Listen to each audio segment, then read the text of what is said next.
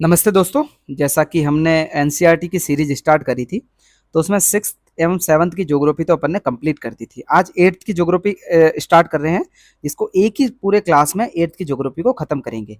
और जो अपने सीरीज स्टार्ट करी है वो 6 to 12 तक है, यानी कि 6 to 12 तक ज्योग्राफी, हिस्ट्री, ठीक है, पॉलिटी या फिर पॉलिटिकल साइंस जो भी कह सकते हैं, इन सभी जो एनसीईआरटी है ना, उनको अपन अच्छे से कवर करने वाले, साथ ही साथ इकोनॉमिक्स भी।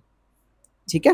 तो हालांकि बीच में थोड़ा सा काम बढ़ गया था, इसी वजह से ये क्लासेस रेगुलर नहीं हो पाई थी, लेकिन आज ये अपन एट्थ की ज्योग्राफी कंप्लीट करेंगे इस वीडियो में। ठीक है, तो चलिए शुरू करते हैं। टेलीग्राम चैनल की लिंक डिस्क्रिप्शन में दे रखी है, उसको जाकर के ज्वाइन कर लीजिएगा।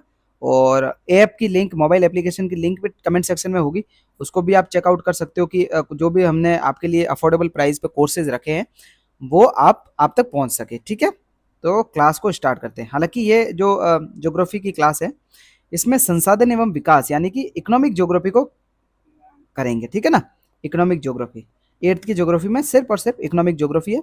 इससे पहले सिक्स्थ और सेवन्थ की अपन ने कंप्लीट कर लिए। ठीक है, तो शुरू करते हैं। पहला चैप्टर क्या है कि संसाधन क्या होते हैं। देखिए, इसमें बहुत सारी शुरू में कहानी दे रखी होगी, क्योंकि एट्थ वाले बच्चों को समझाना है। ठीक है ना, तो कहानी के थ्रू ही समझाया जा सकता है, लेकिन अपने को ये सारा बेसिक पता है, तो अपन सिर्फ और सिर्फ डेफिनेशन पे बात करेंगे। ठीक है, जो फैक्ट या फिर जो भी कंसेप्ट होंगे ना, उन्हीं को सीधा पढ़ेंगे। ठीक है, अब देखिए, कोई भी संसाधन, कोई भी वस्तु संसाधन कैसे बनती है। ठीक है, इसका प्रयोग एवं उपयोगिता इससे मूल्य प्रदान करता है, यानी कि सभी संसाधन मूल्यवान होते हैं। ठीक है, पहली बात, यानी कि अगर कोई संसाधन है ना, इसका मतलब है कि वो मूल्यवान है। क्यों? क्योंकि उसके अंतर्निहित उसमें कोई वैल्यू होगी। ठीक है ना, मूल्य का अर्थ है सिंपल सा महत्व है, यानी कि कोई भी अगर खनिज है, मान लीजिए खनिज, अगर कोई संसाधन कब होगा, जब उसकी कोई महत्ता होगी, यानी उससे अपन कोई प्रोडक्शन कर रहे हैं। ठीक है, उससे किसी का विनिर्माण में हेल्प मिल रही है, तो इस वजह से वो एक संसाधन होता है। सिंपल सा मतलब है कि कोई भी मूल्यवान खनिज संसाधन होता है। ठीक है ना, या फिर मानव भी एक संसाधन है, जरूरी नहीं कि खनिज ही हो। ठीक है ना, तो मानव मूल्यवान है। क्यों? क्योंकि उसके पास अपनी बुद्धिमत्ता है, उसके थ्रू वो किसी भी रॉ मटेरियल को एक बेहतरीन उत्पाद के रूप में परिवर्तित कर सकता है, तो उसका मूल्य है। ठीक है ना, उसकी बुद्धि का मूल्य है, उसकी बुद्धिमत्ता का मूल्य है। तो इस वजह से मानव भी संसाधन कहलाता है। ठीक है ना, ओके। तो आगे बढ़ते हैं। जैसे पेटेंट है, पेटेंट का क्या मतलब होता है कि किसी विचार या फिर आविष्कार पर एकमात्र अधिकार है। मान लीजिए कोई विचार मैंने ही स्टार्ट किया है ना, उससे पहले, मेरे से पहले किसी ने वो विचार दिया ही नहीं, तो उस पर मैं पेटेंट करवा सकता हूँ। ठीक है ना, कि भाई इस पर मेरा अधिकार है, ये इसका आविष्कार मैंने किया। सिंपल। ठीक है, अब आता है कि संसाधनों के प्रकार कितने होते हैं। देखिए, दो टाइप के संसाधन होते हैं। पहली बात तो एक तो होता है प्राकृतिक, और एक होता है मानव निर्मित। ठीक है, प्राकृतिक यानी कि जो प्रकृति ने अपने को पहले से प्रदान कर रखे हैं, है ना, उनको अपन एक्सट्रैक्ट करके यूज कर सकते हैं। ठीक है, वो होते हैं प्राकृतिक संसाधन, जिसमें जो वायु है जिसमें हम सांस लेते हैं, या फिर नदियां, झीलें जिसके जल का अपन प्रयोग कर रहे हैं, मृदा, खनिज, ये सभी प्राकृतिक संसाधन है जो अपन को प्रकृति ने दे रखे। ठीक है, अब प्राकृतिक संसाधन कुछ नवीकरणीय भी हो सकते हैं, जिसका पुनर्उपयोग किया जा सकता है, या फिर पुनः उसको बनाया जा सकता है, और कुछ अनवीकरणीय भी हो सकते हैं, जो कि एक बार यूज होने के बाद में खत्म हो जाएंगे। ठीक है, नवीकरणीय जैसे कि वायु, वायु से क्या बनेंगे, अपन ने पवन ऊर्जा बना दी, तो वो नवीकरणीय, मतलब कितना ही चाहो तुम पवन ऊर्जा बना सकते हो। लेकिन कोयला है, कोयला लिमिटेड है। ठीक है ना, पृथ्वी के अंदर जो दबा हुआ कोयला वो एक दिन खत्म हो जाएगा, तो वो बनेगा नहीं, उसको बनेगा भी तो वो बहुत करोड़ों वर्षों तक वो टाइम लेगा। ठीक है ना, तो कोयला अनवीकरणीय है, जबकि वायु क्या, नवीकरणीय संसाधन है। ठीक है ना, अब यही डेफिनेशन दे रखी है कि भाई नवीकरणीय संसाधन वे संसाधन होते हैं जो शीघ्रता से नवीकृत हो जाते हैं या फिर पुनः उपयोग किया जा सकता है जिनका। ठीक है ना, तो ये सारी चीज जैसे सौर ऊर्जा है, पवन ऊर्जा है, ये सब नवीकरणीय संसाधन है। अनवीकरणीय संसाधन वे होते हैं जिनका भंडारण सीमित होता है ना, एक बार समाप्त होने के बाद उनको बनने में बहुत, मतलब हजारों लाखों वर्ष लग सकते हैं। ठीक है ना, जैसे कि कोयला। ठीक है, या फिर पेट्रोलियम। ओके, ठीक है। अब मानव निर्मित संसाधन क्या होते हैं। देखिए, कभी कभी क्या होता है, प्राकृतिक संसाधन तब संसाधन बनते हैं जब उनका मूल रूप होता है ना, वो बदल दिया जाता है। ठीक है, लौह अयस्क तब तक संसाधन नहीं होता जब तक उससे लोहा बनाना अपन ने नहीं सीखा है। ठीक है ना, उससे पहले वो लौह अयस्क संसाधन नहीं था, लेकिन लोहा बनाने, लोहा उससे निकालना मानव ने सीख लिया, उसके बाद में वो संसाधन बन गया। ठीक है ना, तो इस प्रकार जैसे पुल बनाते हैं, सड़क बनाते हैं, मशीन वगैरह बना रहे हैं, वाहन जितने भी अपन बना रहे हैं, वो सब मानव निर्मित संसाधन है, जिसका अपन यूज कर रहे हैं, उसकी वैल्यू है अपने आप में। ठीक है ना, ओके। मानव, मानव अपने आप में एक संसाधन है। ठीक है ना, क्यों? क्योंकि अगर पृथ्वी पर कोई भी चीज़ अवेलेबल है, अगर मानव के पास बुद्धि नहीं होगी, तो उसका उपयोग कैसे करना है वो कभी विकसित ही नहीं होता। तो सबसे बड़ा संसाधन इस पृथ्वी पर कौन है? मानव। क्योंकि वो ही अन्य जो भी संसाधन है उनको संसाधन बनाता है। अन्य वस्तु जो भी है ना उनको संसाधन बना रहा है। ठीक है ना? अब कोयला, मान लीजिए कोयला से अपन ने एनर्जी बनाना नहीं सीखा होता तो कोयला तो वेस्ट प्रोडक्ट होता है ना? वो अपने आप में संसाधन क्यों ही होता?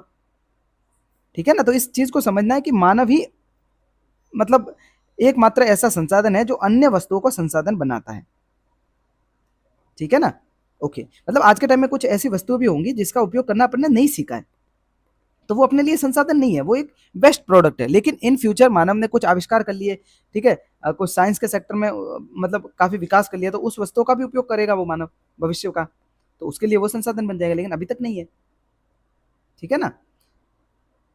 अ, ये यहाँ पे डेफिनेशन दे रखी है कि मानव संसाधन से तात्पर्य लोगों की संख्या या फिर योग्यता से है। ठीक है ना? मानसिक और शारीरिक योग्यता से है जिसमें वो किसी अन्य वस्तु को संसाधन बनाता है। ठीक है, तो ये होगी चीज। ओके, अब देखिए मानव मानव तब संसाधन बनेगा जब उसको शिक्षा का स्तर अच्छा मिलेगा, स्वास्थ्य अच्छा होगा। ठीक है ना? तभी वो एक बहुमूल्य संसाधन बन सकता है। ठीक है, तो इनको प्राप्त करने के लिए, कौशल में सुधार करने के लिए मानव संसाधन जो प्रोसेस होती है ना, जो मानव के कौशल में सुधार करती है, वो होती है मानव संसाधन विकास। ठीक है ना? वो प्रोसेस होती है मानव संसाधन का विकास। ठीक है, अब देखिए संसाधनों का संरक्षण किस तरीके से किया जा सकता है। पहली बात तो, अगर जब अपन विकास कर रहे हैं ना तो उसमें सतत पोषणीय विकास होना चाहिए। इन फ्यूचर जो अपनी अगली पीढ़ी आ रही है, ठीक है ना, उसके लिए भी अपन संसाधन बचा करके रखें, है ना? ऐसा नहीं कि अपन ने सारे संसाधनों का दोहन कर लिया, ठीक है, आने वाली पीढ़ी के लिए बिल्कुल वायु भी, हवा भी खराब करके रख दी, ठीक है, पानी भी नहीं है पीने को, है ना, और बिल्कुल सब कुछ प्रदूषण अपन फैला के चले गए, तो ये सतत पोषणीय विकास नहीं होगा। ऐसा विकास जो कहीं ना कहीं विकास एंड प्रकृति, ठीक है, नेचर और डेवलपमेंट दोनों जब साथ में चलते हैं ना तो उसको कहते हैं सस्टेनेबल डेवलपमेंट। ठीक है, तो वो होता है सतत पोषणीय विकास। ठीक है, ओके। अब देखिए संसाधनों का सतर्कतापूर्वक उपयोग करना, मतलब सोच समझ कर उनका उपयोग करना, उन्हें नवीकरणीय के लिए समय देना, ठीक है ना, वो होता है संसाधनों का संरक्षण करना। ठीक है ना, कि भाई अपन ने एक साथ इतना यूज नहीं किया कि वो बिल्कुल ही खत्म हो गए, उनको टाइम दिया कि वापस वो बनने लायक हो जाए। ठीक है ना, ओके। और देखिए वो ये कि भाई भविष्य के लिए उनका संरक्षण संतुलित करना, वो सतत पोषणीय विकास होता है। अपन को इसने पढ़ दी, इसको अपन ने पढ़ लिया। ठीक है, तो ये तो हो गया पहला चैप्टर खत्म कि भाई संसाधन समझ लिए, ठीक है, संसाधनों का प्रकार कितना होता है वो समझ लिया, ठीक है, उनका संरक्षण कैसे हो सकता है वो समझ लिया, है ना। तो ये चीज़ें पहले चैप्टर में अपन ने देख ली। ओके, अब देखिए नेक्स्ट चैप्टर। नेक्स्ट चैप्टर में क्या है कि अ, भूमि, मृदा, जल, प्राकृतिक वनस्पति और वन्य जीवों का संरक्षण, इसमें अपन देखेंगे। ठीक है, अब ये सारी स्टोरी दे रखी है कि भाई बच्चों को समझाने के लिए कि भाई वहाँ पर एक बस्ती है अफ्रीका में, ठीक है ना, वहाँ पर सारी चीज़ें वो बकरियों की देखभाल करते हैं, तो ये समझने वाली अपने लिए बात नहीं है। एक फैक्ट है कि भाई विश्व की 90% जो जनसंख्या है ना, वो भूमि के 30% भाग पर ही रहती है, जबकि शेष 70% जो भूमि है या तो विरल जनसंख्या या फिर निर्जन है। आप इस बात को समझिए कि मान लीजिए ये पृथ्वी है और इसका ये 30% जो एरिया है, इस पर 90% पॉपुलेशन रह रही है, और जो बचा हुआ 70% जो एरिया है ना, उधर सिर्फ 10% लोग ही रह रहे हैं। ठीक है ना, 30% भूमि पर 90 लोग रह रहे हैं और 70% भूमि पर 10 लोग रह रहे हैं। क्यों? क्योंकि बाकी बहुत ठंडा इलाका है, ठीक है, बर्फ से जमा हुआ क्षेत्र है, तो वहाँ पर लोग रहने जैसी कंडीशन बनती नहीं है। ठीक है ना, ओके। अब देखिए क्या क्या पढ़ना था अपने को इसमें, भूमि, मृदा, जल, प्राकृतिक वनस्पति और वन्यजीव का संरक्षण। अब देखिए सबसे पहले भूमि से स्टार्ट करते हैं। सभी महत्वपूर्ण प्राकृतिक संसाधनों में भूमि भी शामिल है ना। भूपृष्ठ के कुल क्षेत्रफल का लगभग 30% भाग भूमि है। 70% पर क्या है? 70% पर है जल। ठीक है ना, मुख्यतः भूमि और जलवायु के भिन्न भिन्न लक्षणों के कारण विश्व के विभिन्न भागों में जनसंख्या का वितरण भी असमान पाया जाता है। आपको पता, देखिए मैदानी क्षेत्रों में सबसे ज्यादा जनसंख्या होगी, ठीक है, पहाड़ी क्षेत्रों में उससे कम होगी, है ना, और जो बर्फ से ढका हुआ क्षेत्र है वहां पर बहुत ही कम जनसंख्या होगी।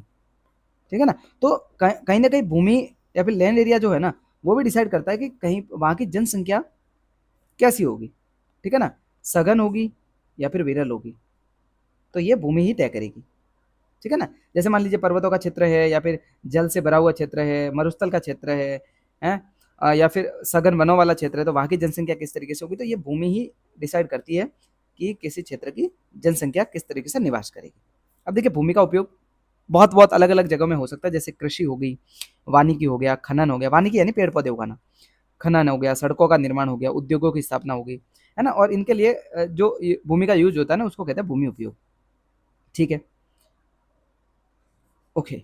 अब देखिए भूमि का उपयोग किन किन कारकों पर निर्भर करता है कि उस स्पेसिफिक एरिया में स्थलाकृति उसकी कैसी है, वहाँ की मृदा कैसी है, जलवायु वहाँ की कैसी है, वहाँ पर खनिज कौन कौन से पाए जाते हैं, जल की उपलब्धता वहाँ पर कितनी है, और ये सब मानवीय कारक, और इसके अलावा भी जैसे मानवीय कारक जैसे जनसंख्या या फिर प्रौद्योगिकी भी भूमि उपयोग को प्रतिरूप को निर्धारित करती है कि भाई वहाँ पर टेक्नोलॉजिकल इन्हांसमेंट कितना हो रखा है, वहाँ की जनसंख्या का कौशल कितना है। तो ये सारी भी मतलब उस एरिया को कैसे यूज किया जाएगा उसको डिसाइड करती है। ठीक है ना। कुछ संपत्ति ऐसी होती है ना जो कि साझा संपत्ति होती है ना, जहाँ पर अपन सभी लोग उपयोग कर सकते हैं, जैसे कि सामुदायिक भूमि हो जाती है। ठीक है, चारा या फिर फल या फिर औषधीय बूटियों को एकत्रित करने वाली जितनी भी जगह होती है, जो सामुदायिक वन होते हैं, ठीक है, या फिर जो सरकार द्वारा बनाए गए गार्डन्स होते हैं, है ना, तो उनको कहेंगे साझा संपत्ति। ठीक है, अब नेक्स्ट देखते हैं भूमि संसाधनों का संरक्षण किस तरीके से किया जाएगा। भाई वन रोपण किया जा सकता है, भूमि उद्धार किया जा सकता है, रासायनिक कीटनाशकों का कम यूज किया जा सकता है, ठीक है, उर्वरकों का विनियमित रूप से प्रयोग किया जाए, रेगुलेटेड मतलब उसका उपयोग किया जाए, है ना, बहुत ज़्यादा मतलब जो पशु है उनकी चराई पर रोक लगाई जाए, मतलब अधिक चराई करोगे तो वो सारा अपरदित हो जाएगा, सारी मिट्टी वगैरह कट जाएगी, सारी चीज़ें। तो इस तरीके से भूमि का संरक्षण किया जा सकता है। अब देखिए मृदा को देखते हैं। भूमि के भूपृष्ठ पर या फिर भूपर्पटीय उसका सबसे ऊपर वाला जो भाग है ना, जहाँ पर दानेदार कण पाए जाते हैं, पतली मृदा की जो पतली जो परत होती है पृथ्वी के सबसे ऊपर भाग वाली, उसको कहते हैं मृदा। ठीक है ना। अब मृदा के प्रकार डिसाइड करेंगे कि किस तरीके की मतलब वहाँ पर चट्टानें पाई जाएगी, खनिज किस तरीके से होंगे, जैव पदार्थ किस तरीके से होंगे, वो सारी चीज़ें। ठीक है, अब देखिए इससे पहले एक केस स्टडी है। भूस्खलन क्या होता है कि मान लीजिए पहाड़ है, तो इसके ढाल के सहारे बड़ी मात्रा में मलबा नीचे की तरफ विसर्पित हो जाता है, तो इसको कहेंगे भूस्खलन, यानी भूमि का नीचे की तरफ गुरुत्वाकर्षण बल के साथ खिसकना। ठीक है ना, तो इसको कहेंगे भूस्खलन। मतलब पहाड़ी क्षेत्रों में जैसे हिमालय रीजन है, ठीक है, वेस्टर्न घाट है, तो वहां पर भूस्खलन की गतिविधियां देखी जा सकती है। अब देखिए मृद जो मृदा है ना वो कैसे बनती है। सबसे पहले क्या होता है, एक चट्टान है, उसका अपक्षय होगा, अपक्षय यानी कि वो अपने स्थान पर टूट जाएगी। उसके बाद क्या होगा, अपरदन होगा। वो बहुत सारे कारकों द्वारा हो सकता है, जैसे कि पानी से हो सकता है, वायु से हो सकता है, हिमनद से हो सकता है, ठीक है ना, नदी से हो सकता है। तो इससे जब वो अपरदित होगी, ठीक है, फिर वो जब ज़्यादा लंबे समय तक उसका अपरदन होता रहेगा, ठीक है, एक जगह से दूसरे जगह ट्रेवल करेगी, तो एट द एंड जो बड़े कण थे ना वो टूट टूट के एक मिट्टी के रूप में धीरे धीरे परिवर्तित हो जाते हैं। ठीक है, अब देखिए अपक्षय क्या होता है कि भाई तापमान में परिवर्तन हो गया, तुषार क्रिया यानी कि जो बर्फ जमती है या फिर वापस पिघल जाती है, वो प्रोसेस पौधे प्रजातियों या फिर प्रणालियों या फिर मनुष्य के क्रियाकलापों द्वारा चट्टान का उसी जगह पर टूटना या फिर क्षय होना क्या कहलाता है, अपक्षय। ठीक है, अब देखिए मृदा निर्माण को प्रभावित करने वाले कारक कौन कौन से होते हैं। जनक क्षय मतलब कि बेसिक जो रॉक है ना वो कौन सी है जिससे वो मृदा बनी है, उसका रंग, उसका गठन, रासायनिक गुणधर्म उसके कैसे है, उसमें खनिजों की मात्रा कैसी है, उसमें पारगम्यता कैसी है, वो सारे डिसाइड करेंगे कि भाई मिट्टी कैसी होगी। ठीक है, ऊंचाई पर अगर ऊंचाई से ज़्यादा ढलान पर मिट्टी बनी है तो वो मतलब मोटे कणों वाली होगी, ठीक है ना, बड़े कणों वाली होगी। लेकिन अगर मैदानी क्षेत्रों में कोई मिट्टी बनी है तो वो मतलब अपरदित होने में भी समय लगेगा, तो वो उसके कण होंगे ना बारीक बारीक होंगे। ठीक है ना, ओके। वनस्पति, प्राणी जगत या फिर सूक्ष्म जीवों द्वारा जो निर्माण की दर है ना, कि जो जैसे केंचुए होते हैं, तो केंचुए कैसे मिट्टी को एकदम मतलब तोड़-तोड़ के बिल्कुल छोटे-छोटे कणों में विभाजित कर देती है। ठीक है ना? समय भी डिसाइड करेगा कि मिट्टी कैसी होगी, मतलब ज़्यादा समय तक अगर किसी मिट्टी के निर्माण में टाइम लग रहा है, तो वो मिट्टी अच्छी होगी, और कम टाइम में कोई मिट्टी बनी है तो वो बड़े-बड़े कणों की हो सकती है। ठीक है? बाकी जो जलवायु, तापमान वगैरह ये सारी चीज़ें भी, जलवायु, तापमान, वर्षा, ये सारी चीज़ें भी इसके जो बनने की दर है ना उसको डिसाइड करते हैं। जैसे मान लीजिए टेम्परेचर ज़्यादा कम, इसका तापांतर बहुत ज़्यादा है, तो चट्टान जल्दी टूट जाएगी। ठीक है, वर्षा ज़्यादा हो रही है तो भी चट्टान टूटेगी, अपरदित होकर के बह करके चली जाएगी, है ना। तो ये चीज़ें भी डिसाइड करती है कि कैसे मिट्टी का निर्माण होगा और उसके उसका मतलब उसका गठन किस तरीके से होगा, वो किस टाइप की मृदा होगी, वो सारी चीज़ें। ठीक है, ओके। मृदा निर्माण के कारक अपन ने पढ़ लिए, है ना। भारत में जलोढ़, काली मृदा, लाल, लैटराइट, मरुस्थलीय और पर्वतीय मृदा की प्रकार पाए जाते हैं। ठीक है, ये है मृदा के प्रकार, जो सिंपल तरीके से अपने को पता होगा। ठीक है, अब देखिए मिट्टी का निम्नीकरण क्या होता है या फिर उसके संरक्षण को किस तरीके से किया जा सकता है। मृदा का निम्नीकरण का मतलब है कि मृदा की ऊपरी जो परत है ना, ऊपरी परत वो हट जाती है, मतलब जो उर्वरता वाली परत होती है मिट्टी के ऊपर वाली, वो हटके के कहीं और अपरदित होकर के चली गई, वो हो गया निम्नीकरण। ठीक है ना, उसमें मानवीय और प्राकृतिक दो कारक है। ठीक है ना, मानवीय कारक तो क्या है कि भाई अपन ने वहां के वनों को उखाड़ दिया सारा। ठीक है, बहुत ज्यादा अतिचारण हो गया, मतलब पशुओं से बहुत ज्यादा चरा दिया वहां पर। रासायनिक उर्वरकों का अत्यधिक उपयोग हो गया, कीटनाशकों का ज्यादा प्रयोग कर लिया, वर्षा से दोहन हो गया, भूस्खलन, बाढ़ आ गई। ठीक है, तो ये कुछ जो भूमि के निम्नीकरण के मानवीय और प्राकृतिक कारण है। ठीक है, जिसकी वजह से मिट्टी क्षारित होती है। अब उसको संरक्षित कैसे किया जा सकता है कि भाई मल्चिंग बना देना, यानी कि मल्चिंग कैसे होगी कि पौधों के बीच में अनवरत भूमि जैव पदार्थों के प्रवाह से ढक दिया जाता है, जैसे मिट्टी का आधा, जैसे मान लीजिए ये मिट्टी है। ठीक है, अब इसके ऊपर अपन ने पुलाव डाल दिए। ठीक है ना, पुआ प्रवाल डाल दिए, या फिर जो मतलब घास वाली मिट्टी, घास वगैरह होती है तो उसके ऊपर डाल दी, जिसकी वजह से क्या होगा, वाष्पोत्सर्जन रुक जाएगा, है ना।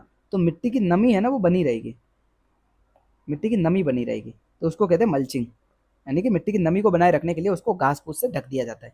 ठीक है, वेदिका फार्मिंग क्या होता है, जो ढलान वाले एरियाज होते हैं ना, तो उसमें इस तरीके से सीढ़ी टाइप में खेत बना दिए जाते हैं, जिसकी वजह से जब पानी भी नीचे जाता है तो ऐसे रुक रुक के वापस फिर रुक गया, फिर रुक गया, ऐसे इस तरीके से ट्रेवल करेगा। ठीक है, तो स्लोप को कम कर दिया जाता है एट द एंड, जिसकी वजह से पानी की स्पीड कम हो जाए और जो मिट्टी का कटाव है ना, मिट्टी कटाव उसको कम किया जा सके। ठीक है, ओके। समोच्च रेखीय जुताई किसे कहते हैं, इसमें एक पहाड़ी के ढलान वाले रेखाओं के समानांतर ढुलाई की जाती है और प्राकृतिक अवरोध का निर्माण किया जाता है। सेम है, मतलब वेदिका फार्मिंग की तरह ही है कि भाई ऐसे इस तरीके से जुताई कर दी जाती है, जिसकी वजह से ऐसे स्लोप को कम करके फसलों को उगाया जा सकेगा। ठीक है, रक्षा मेखला क्या होती है कि मान लीजिए तटीय क्षेत्र है या फिर शुष्क प्रदेश है, मरुस्थल वाला, जैसे इधर मान लीजिए मरुस्थल है पूरा, और इधर आपने मरुस्थल को फैलाने से रोकना है या फिर इधर फसल उगा दी, तो इधर बहुत लंबी पेड़ों की कतार लगा दी जाएगी, जिससे क्या होगा, यहाँ से जो मिट्टी उड़ करके आ रही है वो रोक दी जाएगी, है ना। और जो भी हवा जो फसल को खराब कर सकती थी उसको भी रोका जा सकता है ना, वो ऊपर ऊपर होकर चली जाएगी।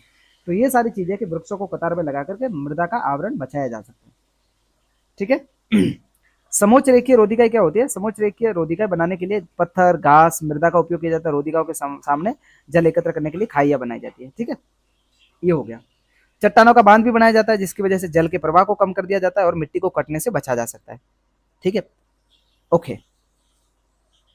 ठीक है, और फसलें एक से दो तीन लगातार फसलें उगा दी, जिसकी वजह से जो मृदा है वो सुरक्षित की जा सकती है। मान लीजिए दाल की फसल और अन्य फसलों के साथ उगा दी, तो इससे क्या होगा, मिट्टी में जो उर्वरता है ना वो बढ़ जाएगी, उर्वरता अपने आप बढ़ जाएगी। ठीक है ना, ओके। अब देखिए मानव उपयोग के लिए जल की खपत पहले 1975 में 3850 घन किलोमीटर प्रति वर्ष थी। ठीक है, अब 2000 में बढ़ करके वो 6000 घन किलोमीटर प्रति वर्ष हो गई है, मतलब जल की खपत बढ़ रही है जनसंख्या बढ़ने के साथ साथ, आप सभी को पता। ठीक है, एक टपकता हुआ नल एक वर्ष में 1200 लीटर जल व्यर्थ कर सकता है, तो आपके आसपास जितने भी नल टपक रहे हो उसको ठीक कराने की कोशिश कीजिए, है ना। तो इससे क्या होगा, जल का संरक्षण हो सकता है। अब देखिए जल है ना एक नवीकरणीय प्राकृतिक संसाधन है, यानी कि भूमि का जो 3/4 भाग है ना वो कहीं ना कहीं जल से ढका हुआ है। और नवीकरणीय इसलिए है ना कि भाई जितना जल वाष्पोत्सर्जन होके जा रहा है ना वो वापस उतना ही पृथ्वी पर वापस भी आ रहा है। ऐसा नहीं है कि भाई वाष्पोत्सर्जन होकर के ऊपर उठ गया और वो कोई गायब ही हो गया, नहीं, वो वापस आएगा, बरस बरस के वो धरती पर ही आएगा, इसलिए उसको नवीकरणीय संसाधन कहते हैं। ठीक है, लेकिन जो 70% जल है या फिर 75% जो जल है, ठीक है, उसका सिर्फ और सिर्फ 2.7% जल ही पीने लायक है, यानी अलवणीय है, यानी कि खारा पानी नहीं है, बाकी सारा खारा पानी है। और 2.7% जो जल है ना उसका भी लगभग 70% तो बर्फ की चादरों में ढका हुआ है, जो अंटार्कटिका, ग्रीनलैंड, पर्वतीय क्षेत्रों में पाया जाता है ना, जो कि मनुष्य के पहुंच से भी बाहर है। केवल 1% अलवण जल जिसका मानव उपयोग कर रहा है, ये भौम जल नदियों, झीलों के पृष्ठीय जलों के रूप में और वायुमंडल में जल वाष्प के रूप में पाया जाता है। यहाँ से यूपीएससी ने सवाल पूछा था कि सीक्वेंस में बताना कि सबसे ज्यादा अलवणीय जल कहाँ पाया जाता है, फिर कम होते होते इसके तरीके से। ठीक है, पीवाई क्यू सर्च करना, आपको उसका आंसर निकालना और कमेंट सेक्शन में आकर के वापस जवाब देना। ठीक है, कि सीक्वेंस वाइज सबसे ज्यादा अलवणीय जल किस क्षेत्र में पाया जाता है, फिर कम होते होते आपको सीक्वेंस वाइज लिखना है। ओके, ठीक है। अब देखिए जो महासागरों से या फिर कई अन्य जगहों से जल वाष्पोत्सर्जन होकर के जाता है, फिर वापस बादल बनते हैं, बारिश होती है। तो ये जो चक्र होता है इसे कहते हैं जल चक्र। ठीक है ना? ओके, ठीक है। जल की उपलब्धता की समस्या देख सकते हैं आप, देखिए अफ्रीका जैसे क्षेत्र है या फिर पश्चिमी एशिया वाले क्षेत्र है, जो राजस्थान वगैरह क्षेत्र है, दक्षिणी एशिया क्षेत्र है ना? तो जहाँ पर मरुस्थलीय एरिया पाए जाते हैं वहाँ पर जल की आपूर्ति कम है, अलवणीय जल की आपूर्ति बहुत ज़्यादा कम है ना? तो वहाँ पर अक्सर सूखा पड़ता है ना? जल के अभाव की अधिक समस्याएं बनी रहती है। तो ये सारी चीज़ें आपको ऑलरेडी पता है। अब इनका संरक्षण कैसे किया जा सकता है जल का? देखिए, जल का संरक्षण करने के लिए पहली बात तो जो जल अवेलेबल है ना, उसके प्रदूषण को रोका जाए। मतलब जल जो अवेलेबल है ना पीने लायक, उसमें प्रदूषण को नहीं फैलाना है, उसको रोकना है पहली बात तो। जिसके लिए आपको जो भी आप पानी का मतलब खराब पानी उस नदियों में प्रवाहित करते हो, कृषि रसायनों का जो विसर्जन जो नदियों में हो रहा है, जल निकाय में जो औद्योगिक जो कचरा फैलाया जा रहा है, उनको एट द रेट आपको रोकना पड़ेगा। ठीक है ना? तभी एक तो पीने लायक जल को स्वच्छ बनाए रखा जा सकता है, क्योंकि अपने पास 1% से भी कम पीने लायक अलवणीय जल है।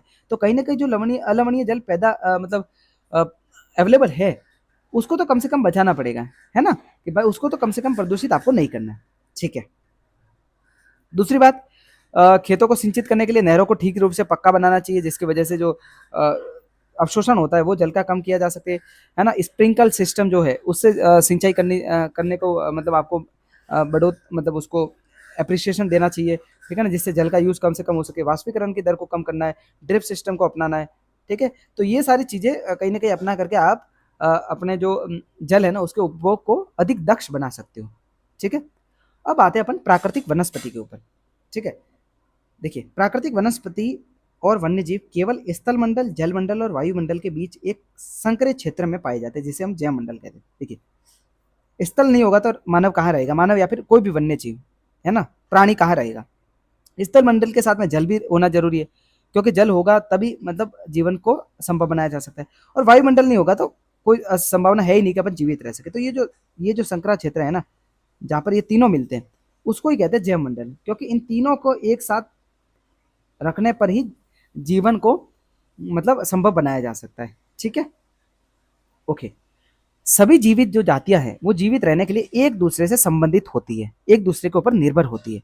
ठीक है ना? इस जीवन आधिकारिक तंत्र को, ये जो तंत्र है ना जिसके में एक दूसरे के ऊपर डिपेंडेंसी है और उसकी से वो जीवित रह रहे, उसको कहते हैं पारितंत्र। ठीक है ना? इकोसिस्टम, है ना? उसमें वनस्पति, वन्य जीव, है ना, ये सारे लोग अपने आसपास दूसरे जीवों पर डिपेंडेंट होते हैं। ठीक है? ओके, तो ये चीजें होगी। अब प्राकृतिक वनस्पति को देखते हैं कि भाई उसका वितरण किस तरीके से होता है। वनस्पति की वृद्धि मुख्य रूप से तापमान, आर्द्रता पर निर्भर करती है, कि यानी टेम्परेचर कैसा है, ज़्यादा है, कम है। ठीक है ना? ज़्यादा टेम्परेचर है और साथ ही साथ आर्द्रता भी ज़्यादा है, तो वर्षा वन जो है उनका डेवलपमेंट होता है। टेम्परेचर बहुत कम है और बारिश भी कम है, तो टुंड्रा वन जो है, ठीक है ना, टुंड्रा टेगा वन, उनका विकास होता है। ठीक है? तो कहीं ना कहीं तापमान और आर्द्रता एकमात्र ऐसे मतलब ये दोनों कारक है मुख्य रूप से, जो कि डिसाइड करते हैं कि कैसी वनस्पति होगी। ठीक है? तो ये तो देख लिया कि भाई वर्षा ज़्यादा होगी तो घने वन हो गए, जंगल हो गए, और अगर कम वर्षा हो रही है तो वहाँ कम से कहीं ना कहीं कटीली झाड़ियाँ होंगी, सूखे वृक्ष होंगे। ठीक है ना? और कटीली झाड़ियाँ इसलिए होती हैं, कांटे इसलिए होते हैं कि भाई सूखे क्षेत्र में देखे होंगे, जैसे बबूल का पेड़ आपने देखा होगा, तो उसमें क्या होगा, पत्तियां बहुत छोटी छोटी होती है और कांटे होते हैं। क्यों? क्योंकि वाष्पोत्सर्जन जो होता है ना, जिसमें जल को सोख लिया जाता है, उसको कम से कम किया जा सके। ठीक है ना? वाष्पोत्सर्जन को, इवेपोरेशन को कम से कम किया जा सके, यानी कि जो उस पेड़ में जल मौजूद है वो कम से कम उड़े। ठीक है ना? उड़ करके कम से कम वायुमंडल में जाए, इसलिए उनके कांटे होते हैं और पत्तियां छोटी छोटी होती है। ठीक है? ओके। अब प्राकृतिक वनस्पति और उनका संरक्षण, वन्य जीवों का संरक्षण कैसे किया जा सकता है, इसके लिए बहुत सारे एक्ट बन रखे हैं, उनको हायर क्लासेस में भी अपन पढ़ेंगे। जैसे संकटापन, जो रेड डेटा बुक है, ठीक है, उसमें बहुत सारे प्रजाति और वनस्पतियां शामिल है, जिनको मतलब शामिल किया जाता है। ठीक है? बहुत सारे अपने एक्ट भी है, बहुत सारे जो जैसे योजनाएं भी ऐसी चलाई जा रही है। ठीक है? प्रोजेक्ट चलाए जा रहे हैं, जैसे प्रोजेक्ट टाइगर हो गया, तो इनके थ्रू इनको कहीं ना कहीं संरक्षण प्रदान किया जाता है, जिनको डिटेल में हायर क्लास में अपन देखेंगे। ठीक है ना? राष्ट्रीय उद्यान है, वन्य जीव अभ्यारण्य है, जैव मंडल जो निश्चय है, या फिर जो प्राकृतिक वनस्पति वन्य जीव को सुरक्षित रखने के लिए इनका प्रयोग किया जाता है। ठीक है? ओके, ठीक है।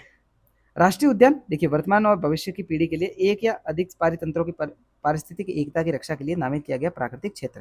ठीक है ना। इसमें हाइयर प्रोटेक्शन होता है, मतलब नेशनल पार्क में किसी भी जीव को आप किसी भी प्रकार का नुकसान नहीं पहुंचा सकते। ठीक है। अब देखिए एक अंतर्राष्ट्रीय परिपाटी है जिसमें sites the conservation on international trade in endangered species of the wild life फोना एंड फ्लोरा की स्थापना की गई।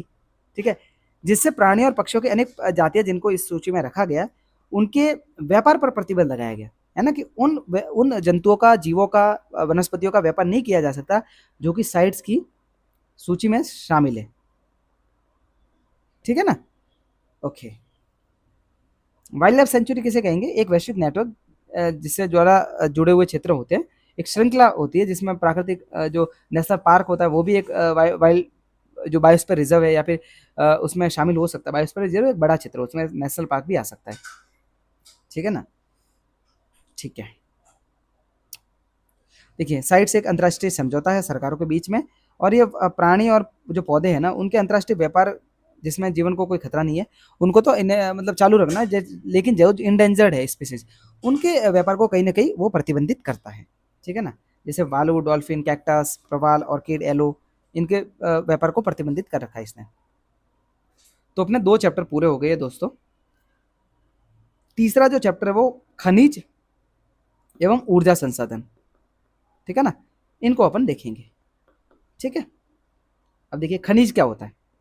देखिए खनिज खनिज पृथ्वी की मतलब एक ये इस तरीके से समझ सकते हैं कि भूपृष्ठ के नीचे पृथ्वी के पाए जाने वाले ऐसे वस्तुएं, ऐसी ऐसी चीजें या फिर ऐसी ऐसी ऐसी वस्तुएं जिनका उपयोग अपन मूल्यवान वस्तुओं को बनाने में किया जा सकता है। ठीक है ना, मतलब प्राकृतिक रूप से ऐसा पदार्थ जिसका निश्चित रासायनिक संगठन हो और इसका यूज करके अपन अन्य मूल्यवान वस्तुएं बनाई जा सकती है इसका यूज करके। ठीक है। खनिज ना तो सभी जगह पर समान रूप से पाए जाते हैं। ठीक है, वो अलग अलग प्रकार के रॉक्स होते हैं उसमें मतलब देखे जा सकते हैं। ठीक है ना। तो मतलब खनिज है जो एक जगह ना तो पाए जाते हैं ना तो एक जगह पाए जाएंगे। ठीक है ना, वो अलग अलग क्षेत्रों में फैले होते हैं। ठीक है, उनका रासायनिक संगठन अलग अलग हो सकता है। ठीक है, तो वो होते हैं खनिज। ओके। अब देखिए खनिजों के प्रकार देख लेते हैं कि खनिजों को मुख्यतः 2 प्रकारों में बांटा जाता है। जैसे धात्विक, जिसमें धातु की मात्रा होती है, धातु। ठीक है ना। दूसरा होता है अधात्विक। अधात्विक मतलब जिसमें धातु की मात्रा नहीं होती।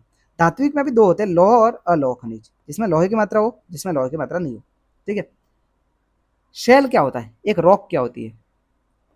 रॉक खनिज अवयवों का ऐसा अनिश्चित संगठन जिसमें एक से अधिक खनिज पाए जा सकते हैं। मान लीजिए ये पत्थर है। ठीक है, इसमें 6-7 टाइप के खनिज मिले हुए हैं, तो ये एक रॉक है। ठीक है ना, मतलब ऐसा मतलब निश्चित या फिर अनिश्चित संगठन चट्टानों का जिसमें एक से ज्यादा खनिज पाए जा सकते हैं। ठीक है ना, उसको कहेंगे शेल।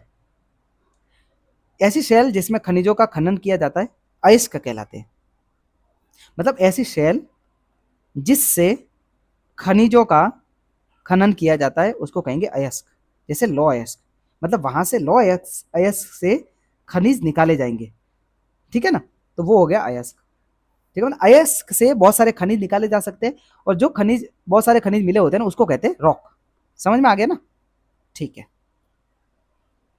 ओके, अब देखते हैं आगे। धात्विक खनिज जिसमें धातु कच्चे रूप में पाई जाती है। धातु कठोर पदार्थ होती है, ऊष्मा एवं विद्युत को सुचालित होती है, मतलब जिसमें से ऊष्मा का संचालन हो सकता है, विद्युत का संचालन हो सकता है ना। इसकी एक निश्चित चमक होती है, इसमें लौह अयस्क हो गया, बॉक्साइट हो गया, मैंगनीज हो गया, है ना। ये कुछ उदाहरण है धात्विक खनिजों के। धात्विक खनिज लौह और अलोह हो सकते हैं। अलोह मतलब लौह खनिज मतलब जिसमें लौह अयस्क पाया जाता है। ठीक है, लोहे की मात्रा पाई जाती है, मैंगनीज हो गया, क्रोमाइट हो गया, लौह अयस्क हो गया।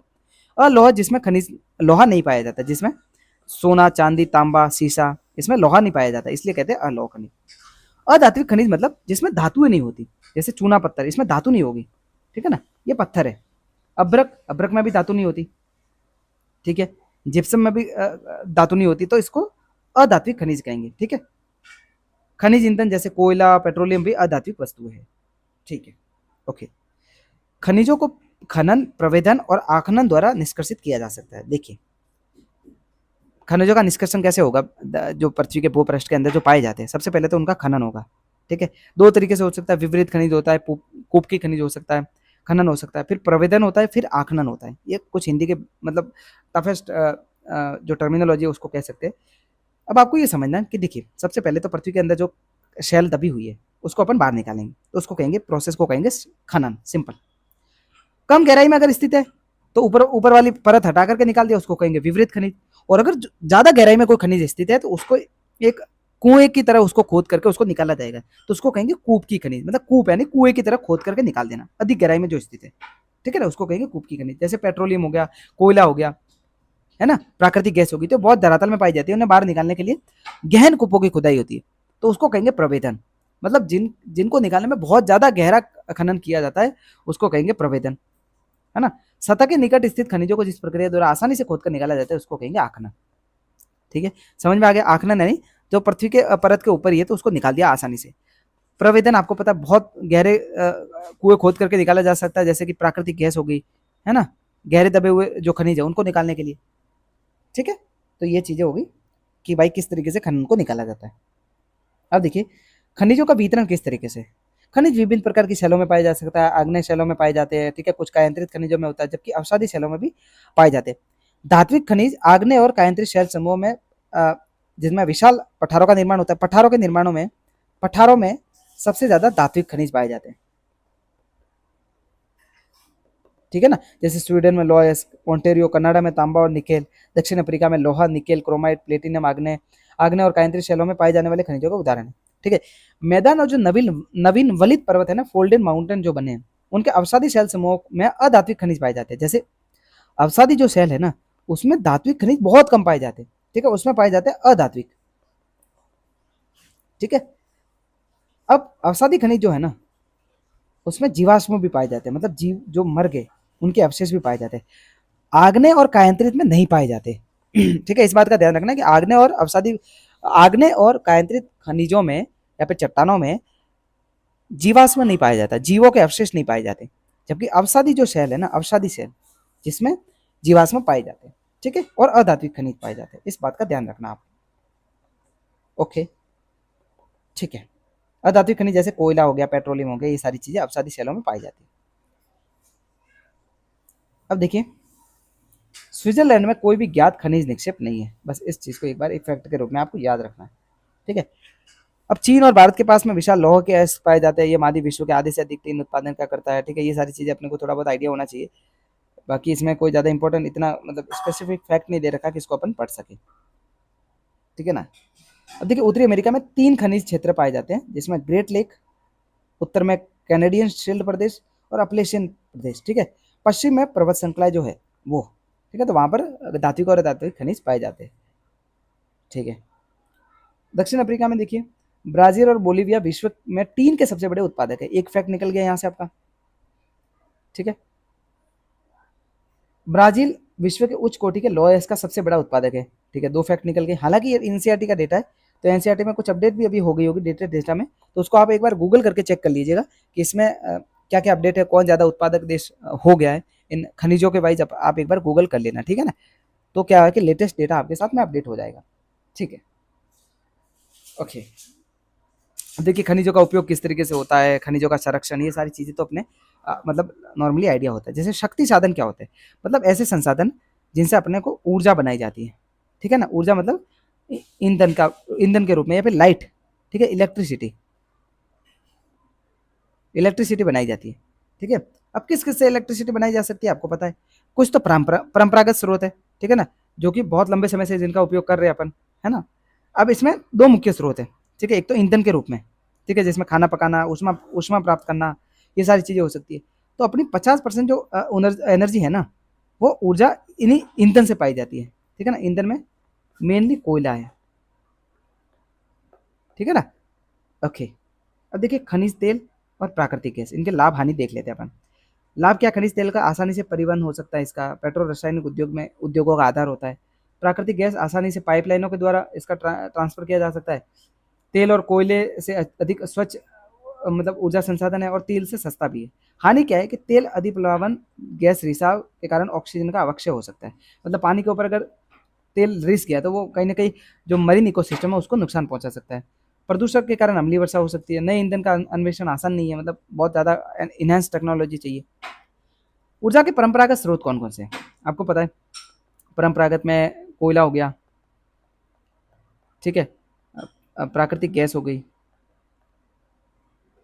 है ना, मतलब वो एक दिन खत्म हो जाएंगे, ठीक है। अब देखिए, पहली बात तो वो आसानी से प्राप्त हो सकते हैं, बहुसंख्यक लोगों को ऊर्जा प्रदान करता है। हानि क्या है? अधिक समय उपयोग हो सकता है, संग्रह में प्रदूषण फैला सकता है, ग्रीन हाउस इफेक्ट जो होता है उसको बना सकते हैं, वीर नवीकरणीय मतलब एक बार खत्म हो गए तो उसको वापस नहीं बनाया जा सकता। कोयला क्या है? कोयला विस्तृत रूप से उपलब्ध तो है, विद्युत उत्पादन के लिए उपयुक्त भी है, लेकिन प्रदूषण का स्रोत है, परिवहन के लिए भी भारी है, ठीक है ना।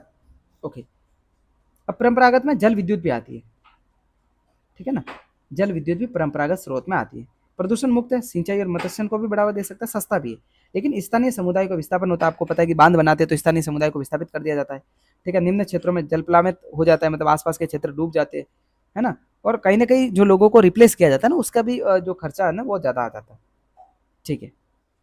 अब देखिए आगे देखते हैं कि जीवाश्म ईंधन किनको कहते हैं। देखिए जीवाश्म ईंधन पहले बात तो बनते कैसे, कि लाखों वर्षों पहले पौधे और जानवर धरती के अंदर दफन हो गए थे, और टेम्परेचर, हाई प्रेशर और हाई टेम्परेचर की वजह से वही पेड़ पौधे और जानवर जीवाश्म ईंधन में बदल गए, जिसमें कोयला, पेट्रोलियम, प्राकृतिक गैस, ये सारी चीजें पौधों और जानवरों से बनी हो रखी है, ठीक है ना। इन खनिज के भंडार सीमित है, हालांकि मतलब इनको एक्सट्रैक्ट किया जा रहा है बड़ी मात्रा में, और ये सीमित इसका मतलब है कि भाई ये एक दिन खत्म हो जाएंगे, इनका जैसे यूज इस तरीके से चलता रहा तो एक दिन वो खत्म हो जाएंगे। अब देखिए कोयला बहुतायत में पाए जाने वाला जीवाश्म ईंधन है, इसका उपयोग घरेलू ईंधन, उद्योगों में लोहा इस्पात, वाष्प इंजन, ठीक है, विद्युत उत्पन्न करने में किया जाता है ना। कोयले से प्राप्त विद्युत को तापीय ऊर्जा कहते हैं, तापीय, थर्मल एनर्जी, ठीक है, थर्मल एनर्जी, है ना। कोयला जिसका हम आज उपयोग कर रहे हैं वह लाखों वर्ष पूर्व विशाल फर्न और दलदल के पृथ्वी की परतों में दबने की वजह से हुआ था, ठीक है ना। कोयला इसीलिए अंतर्निहित धूप के रूप में भी जाना जाता है, मतलब कि धूप उसके अंदर है, मतलब गर्मी उसके अंदर है, ऊष्मा उसके अंदर है, ठीक है ना। उसको जब जलाया जाता है तब उसमें से आप ऊष्मा उसकी प्राप्त कर सकते हो, ठीक है। ओके, विश्व के अग्रणी कोयला उत्पादक देशों में जैसे चाइना है, यूएसए है, जर्मनी, रूस, दक्षिण अफ्रीका और फ्रांस है। भारत के कोयला उत्पादक क्षेत्र जैसे रानीगंज है, ठीक है ना, पश्चिम बंगाल में, झरिया, धनबाद और बोकारो झारखंड में, ठीक है ना। तो ये क्षेत्र है जहाँ पर सबसे ज्यादा कोयला पाया जाता है। ओके, पेट्रोलियम, जैसे आप अपनी कार चलाते हो, पेट्रोलियम एक रॉ मटेरियल होता है, उसको मतलब शुद्ध रूप में जैसे पेट्रोल पाया जाता है, पेट्रोल और डीजल, वो उसका शुद्ध रूप है, ठीक है ना। ओके, रॉ मटेरियल को कहते हैं पेट्रोलियम, ठीक है। इसको कहाँ कहाँ से निकाला जा सकता है? अब तटीय क्षेत्रों से निकाला जाता है, तटीय क्षेत्रों से निकाला जा सकता है ना। और इसको जब इसके उत्पाद निकाले जाते हैं, इसको परिष्कृत किया जाता है, तो इसमें से डीजल, पेट्रोल, मिट्टी का तेल, मोम, प्लास्टिक, स्नैक आदि तैयार किए जाते हैं, ठीक है ना। और पेट्रोलियम और इससे बने जो उत्पाद है ना, इसको ब्लैक गोल्ड भी कहते हैं, ठीक है ना, क्योंकि इसकी महत्ता बहुत ज्यादा होती है। पेट्रोलियम के मुख्य उत्पादक देश Iran, Iraq, Saudi Arabia, Qatar, ठीक है। इसके अलावा जो संयुक्त अमेरिका है, वेनेजुएला है, अल्जीरिया है, ठीक है ना। भारत के पास भी डिगबोई जैसा क्षेत्र है, मुंबई में बॉम्बे हाई है, कृष्णा तथा गोदावरी नदियों का जो बेसिन है उसमें भी पेट्रोलियम पाया जाता है, ठीक है। प्राकृतिक गैस पेट्रोलियम निक्षेपों के साथ साथ पाई जाती है, जिस जहां पर पेट्रोलियम पाया जाता है ना, उसी के साथ साथ नेचुरल गैस भी पाई जाती है, ठीक है। अब इसका प्रयोग जैसे घरेलू और वाणिज्यिक जो ईंधन है इसको बनाने में किया जाता है, ठीक है। भारत में जैसलमेर, कृष्णा गोदावरी डेल्टा, त्रिपुरा, मुंबई के कुछ क्षेत्र, अपतटीय क्षेत्र जो है वहां पर प्राकृतिक गैस के भंडार पाए जाते हैं, ठीक है ना। तो ये चीजें हैं। अब देखिए सीएनजी जो है वो एक प्रचलित पर्यावरण हितैषी ऑटोमोबाइल ईंधन है, क्योंकि ये पेट्रोलियम और डीजल की तुलना में कम प्रदूषण फैलाती है, इसलिए ये ज्यादा स्वच्छ है इनके पेट्रोलियम और कोयला के कंपैरिजन में, ठीक है। ओके, जल विद्युत क्या होता है कि भाई बांध बना करके जल को रोक लिया और वही उसी पानी को बहुत ऊंचाई से टरबाइन पर गिराया जाता है, टरबाइन जैसे घूमता है तो उससे क्या कहते हैं, बिजली का निर्माण हो जाता है, ठीक है ना। तो इस प्रोसेस से बिजली बनाई जाती है, इससे ईंधन बनाया जाता है, जैसे सलल जल विद्युत परियोजना है जम्मू कश्मीर में। तो ऐसी बहुत सारी जल विद्युत परियोजना है जिसके द्वारा बांधों में जल को रोक करके जल विद्युत बनाई जा रही है, ठीक है। ओके, जैसे भारत में भाखड़ा नांगल हो गया, गांधी सागर हो गया, नागार्जुन सागर, दामोदर घाटी जो नदी घाटी परियोजना है, ये सारी चीजें मतलब ये सारी जो परियोजना है वो जल विद्युत का निर्माण कर रही है। विश्व का पहला जल विद्युत उत्पादन करने वाला देश कौन सा था? नॉर्वे, ठीक है ना। पानी से पहली बार ऊर्जा बनाने वाला जो देश कौन सा था, वो था नॉर्वे। तो अभी हम आगे देखेंगे ऊर्जा के गैर परंपरागत स्रोत। गैर परंपरागत का मतलब क्या है, नए ईंधन, ठीक है ना, जिनको यूज करने पे वो खत्म नहीं होंगे, उनको पुनर्जीवित किया जा सकता है। ठीक है, जैसे कि जो सौर ऊर्जा है ना, पवन ऊर्जा है, इनको अपन लगातार बनाते रहो, ये कभी खत्म नहीं होनी है। जब तक हवा नहीं रुकेगी तब तक बिजली बनती रहेगी, और जब तक सूर्य का प्रकाश है तब तक बिजली बनती रहेगी। तो इनको कहेंगे गैर परंपरागत या फिर नवीकरणीय ऊर्जा के स्रोत। ठीक है। विश्व का पहला सौर और पवन चालित बस अड्डा कहाँ पर है, स्कॉटलैंड में। ठीक है। अभी बहुत सारी चीजें अपडेट हो गई, ये तो काफी पुरानी एनसीईआरटी है, पुराना डेटा दे रखा है। तो अभी लेटेस्ट जो भी डेटा हो ना, उसके हिसाब से आप इसको सर्च कर लेना। ठीक है। अब देखिए, सौर ऊर्जा के और पवन ऊर्जा के जो लाभ हानियां बता रखी है, ज्वारीय ऊर्जा, बायोगैस, परमाणु ऊर्जा, ठीक है ना, भूतापीय ऊर्जा। अब देखिए लाभ तो क्या होगा, लाभ ये होगा कि भाई पर्यावरण को नुकसान नहीं पहुंचाती, यानी स्वच्छ ईंधन है, ठीक है ना, सुरक्षित है और प्रदूषण मुक्त है। ठीक है, कभी नहीं खत्म होने वाला, असमाप्य है। लेकिन हानियों में क्या होगा कि भाई ये काफ़ी ज़्यादा महंगा महंगा होता है, ठीक है ना, नई टेक्नोलॉजी है तो महंगा तो हो गई, खर्चीला है। ठीक है। अब कुछ जैसे बारिश के टाइम पे सौर ऊर्जा ज़्यादा प्रभावी नहीं रहती। ठीक है। अब तटीय क्षेत्रों के अलावा जहाँ पर पवन की गति ज़्यादा नहीं रहती, वहाँ पर पवन ऊर्जा ज़्यादा बेनिफिशियल नहीं रहती। ठीक है। तो ये चीज़ें हैं कि भाई जो कि मतलब पॉजिटिव और नेगेटिव इम्पैक्ट इसके देख सकते हैं। ये मेन से रिलेटेड ज़्यादा इंपॉर्टेंट है, बाकी प्रीलिम्स में इसका कोई इंपॉर्टेंस है नहीं। ठीक है। अब देखिए, जो अपने एनडीसीज है ना, इसमें टारगेट्स दे रखे हैं, ठीक है ना, जो कि अपने को स्वच्छ ऊर्जा से रिलेटेड हो। ठीक है।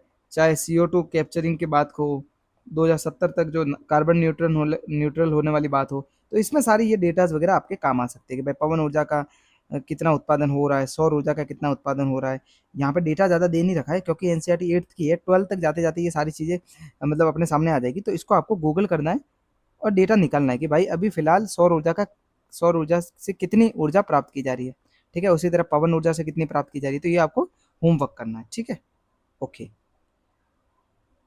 अब परमाणु ऊर्जा आप सभी को पता है, परमाणु ऊर्जा परमाणु के विखंडन से उनके केंद्र जो केंद्रक होता है ना, तो उसको विखंडित करके वहाँ पर संग्रहित होती है ऊर्जा। तो उसको विखंडित करके या फिर उनको मतलब विलयित, दो तरीके से हो सकता है, एक तो विखंडन से हो सकता है और एक विलय हो सकता है, दो परमाणुओं को मिला करके। ठीक है ना।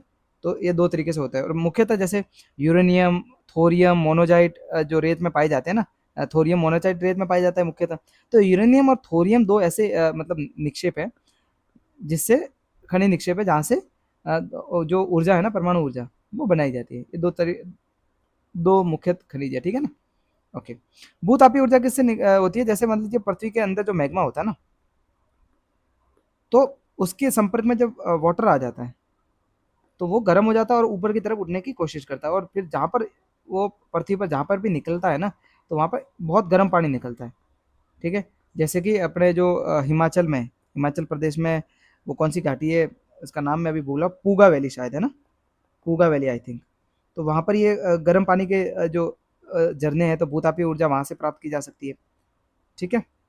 तो ये चीज़ें हैं। ज्वारीय ऊर्जा क्या होगा, जैसे मान लीजिए ज्वार समुद्र में, आपको पता है कि भाई वृहद ज्वार और जो आते हैं, वो किसकी वजह से आता है, ज्वार आता है मुख्यतः चंद्रमा, सूर्य और पृथ्वी, इन तीनों के आकर्षण बल के कारण।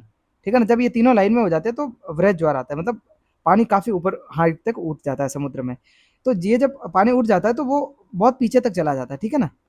फिर वापस जब गिरता है पानी, तो मतलब गिरते हुए पानी को भाटा कहते हैं और उठे हुए पानी को ज्वार। तो वहाँ पर मतलब कहीं न कहीं जो तटीय क्षेत्र होते हैं ना, उसमें पानी जब बहुत ज़्यादा बढ़ जाता है समुद्र तल का, तो वो इन टरबाइनों से होकर के पार हो जाता है, और वापस जब नीचे पानी उतरता था फिर भी ये टरबाइन घूमते हैं, तो इनसे बिजली बनती है इन टरबाइनों को घुमा करके। ठीक है। तो इस तरीके से ज्वारीय ऊर्जा बनती है। बायोगैस आप सभी को पता है कि किस तरीके से बनती है, जो अपशिष्ट वगैरह होते हैं, मृत पौधे वगैरह होते हैं, जंतुओं के अवशिष्ट वगैरह होते हैं, उन अपशिष्ट को गैसीय ईंधन में बदला जाता है, जिसे बायोगैस कहते हैं। ठीक है ना। वो उसमें कहीं ना कहीं जो बैक्टीरिया होता है वो बायोगैस संयंत्र में अपघटित होते हैं, सड़ते गलते हैं, और वो मिथेन और कार्बन डाइऑक्साइड का मिश्रण होता है। ठीक है ना। जिसका उपयोग कहीं ना कहीं खाना बनाने और विद्युत उत्पादन में भी किया जा सकता है। ठीक है। तो ये चैप्टर भी हो गया अपना पूरा। अब नेक्स्ट देखते हैं। नेक्स्ट चैप्टर है अपना कौन सा, चौथा चैप्टर है, वो है कृषि से रिलेटेड, एग्रीकल्चर। ठीक है। अब देखिए, कृषि एक प्राथमिक क्रिया है, यानी कि सभी उत्पादों का एक जो उत्पादन होगा ना वो कृषि से ही होगा। भले अपन कोई सा भी उत्पादन करें उसके लिए कच्चा माल कहाँ से प्राप्त होगा अपने को? कृषि से। तो कृषि मूल इकाई है जहाँ से सभी जो उत्पादन होते हैं उनके कच्चे माल को प्राप्त किया जाता है। ठीक है, अब देखिए जिसमें फल, सब्जियां, फूलों को उगाना, ये सारी चीजें शामिल है। पशुधन भी कृषि के अंतर्गत ही आता है। ठीक है, ओके। भारत में 2/3 जनसंख्या अब तक कृषि कार्य पर निर्भर है, मतलब 50% से ज्यादा आप मान के चलो ना, 50% से ज्यादा। ठीक है, अब देखिए ये कौन कौन से कृषिगत क्षेत्र है उनको आप मैप के थ्रू देख सकते हो। ठीक है ना, कहाँ कहाँ पर ज्यादा कृषि होती है। ठीक है, अब देखिए एग्रीकल्चर का सीधा सा मतलब है कि मृदा की जुताई करना, फसलों को उगाना, पशुपालन का विज्ञान और कला, ये सारी चीजें मिलकर के एग्रीकल्चर का निर्माण होता है। ठीक है, सेरीकल्चर से मतलब सेरी यानी रेशम के कीटों का जो वाणिज्यिक पालन होता है उसको कहेंगे सेरीकल्चर। पीसी कल्चर, पीसी यानी आपको जो तालाब और पोखरों में जो मत्स्य पालन होता है ना, पीसी कल्चर उसको बोलेंगे। वीटी अंगूरों की खेती से, और हॉर्टिकल्चर है जो कि सब्जियां, फूल, फल जो उगाते हैं उसको कहेंगे हॉर्टिकल्चर। ठीक है, ओके। कृषि के लिए इन्वेस्टमेंट क्या क्या होता है? देखिए बीज होते हैं, उर्वरक होते हैं, मशीनरी होनी चाहिए, आपके पास श्रमिक होने चाहिए, ये सब मिलकर के कृषि कार्य को संभव बनाते हैं। ठीक है, उसमें जुताई हो गई, बुआई होती है, ठीक है, फिर सिंचाई होगी, निराई, कटाई, ये सारी क्रिया पूरी होती है, उसके बाद में आपको कृषि उत्पाद मिलता है। ठीक है ना, और उसको आप मंडी में बेच करके आप पैसे कमाते हो। ठीक है ना, तो ये प्रोसेस जो होगी वो होता है कृषि तंत्र पूरा। ठीक है, इसमें बुआई से लेकर के जो मार्केट तक, विपणन तक की जो प्रोसेस होती है ना वो होता है कृषि तंत्र। देखिए कृषि बहुत प्रकारों की हो सकती है। देखिए मुख्यतः 2 टाइप की कृषि, एक तो मान लीजिए कि आप जिंदा रहने के लिए कृषि कर रहे हो सिर्फ, ठीक है, और एक आप कृषि उत्पादों को बेच करके आप प्रॉफिट कमाना चाहते हैं। ठीक है, तो वो होगी निर्वाह कृषि, जिसमें आप सिर्फ उतना ही उत्पादन कर रहे हो जितना आपको चाहिए। वाणिज्यिक कृषि उस तरीके का उत्पादन जिसमें आप उन उत्पादकों को बाजार में बेच करके प्रॉफिट कमा सकते हो। ठीक है ना, ये हो गई। अब देखिए जैविक कृषि क्या होती है? जैविक कृषि का सिंपल सा मतलब है कि जो रासायनिक खादों का आप उपयोग कर रहे हो ना, उसकी जगह जैविक खादों का उपयोग करो।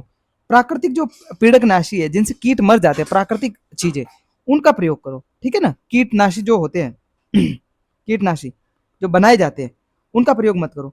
यानी कि कुल मिलाकर के जैविक पदार्थों का उपयोग करके जो खेती की जाती है ना उसको कहेंगे जैविक कृषि। ठीक है, अब देखिए निर्वाह कृषि अपन पढ़ लेते हैं कि भाई जो कृषि कृषक परिवार की आवश्यकता को पूरा कर दे और कम उपज वाली होती है, जिसमें कम उपज होती है जिससे परिवार का पालन पोषण हो सकता है, कुछ थोड़ा बहुत अगर बचता है तो वो साल भर के लिए बचा करके रखते हैं। ठीक है, अब 2 टाइप की है निर्वाह कृषि में भी। एक तो गहन निर्वाह होगी जिसको बड़े स्तर पर किया जाता है, और एक होगी आदिम निर्वाह, मतलब उसमें पुरानी टेक्नोलॉजी का यूज करके और पुराने तरीकों से कर रहे हैं। ठीक है ना, जो जो काफी रिमोट एरियाज में जो आदिवासी जनजातियां रहती है, ठीक है ना, वो जो मतलब कृषि का जो प्रकार अपनाते हैं वो है आदिम निर्वाह कृषि। ठीक है ना, ओके। अब देखिए गहन निर्वाह में एक सिंपल सी ये प्रोसेस रहती है कि छोटे भूखंड पर साधारणतः औजार और अधिक श्रमिक द्वारा खेती की जाती है। ठीक है ना, इसमें ये होता है कि भाई एक वर्ष में एक से अधिक फसलें उगाई जाती है, चावल मुख्य रूप से होती है, और फिर गेहूं, मक्का, दलहन और तिलहन के पौधे भी होते हैं।